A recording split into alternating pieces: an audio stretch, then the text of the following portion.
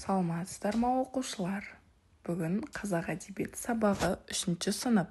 Бөлім өнер. Сабақтың тақырыбы қазақ биі. Сабақтың мақсаты қазақ биі, қазақ өнері туралы білесің. Бүгінгі сабақта сөйлеуді, суреттерді қолданасың. Суретке зер салып қараңыз. Бидің адамға пайдасы туралы әңгімеле. Мәтінге назар аударамыз. Қазақ биі. Жұрт бас қосқан бір жиын тойда қыздармен итермелеп шара би билейді деді. Домбырашылар тартқан күйдің ырғағына орай билей бастадым. Сол кезде қанат қаға ұшқан құстардың, не болмаса таутекенің шың басына секіргені музыка сазында естілді. Осы қимылдарды салып шыр көбелек айнала бердім. Содан бері биші қыз деген атаққа ие болдым.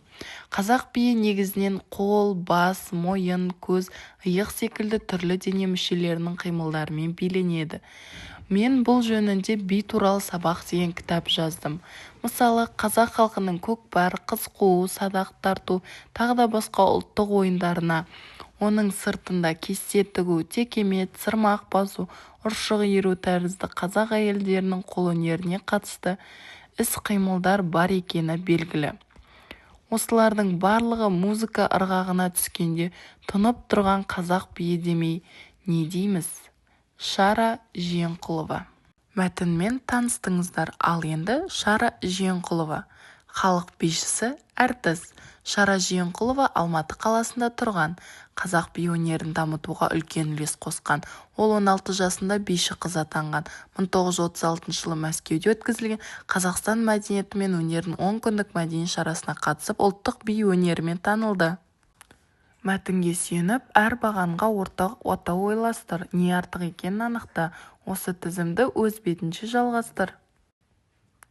Жарайсыңдар оқушылар. Өлеңді оқиық. Өнерпаздар. Бақшамызда шаттанып, бар өнерді ақтарып, ойын-сауық басталды, оны кемел басқарды. Көріңіздер өнерін, кебен күйдің шебері, ән салады сары қыз, би билейміз бәріміз. Бар өнерді көріңіз, бағаңызды беріңіз. Сыныбыңда өнерпаз балалар бар ма?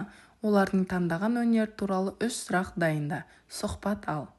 Би өнерінің пайдасы туралы не білесің? Саған қандай музыкалық аспаптарда ойнаған көбірек ұнайды? Әнді неше жастан бастап тыңдайсың?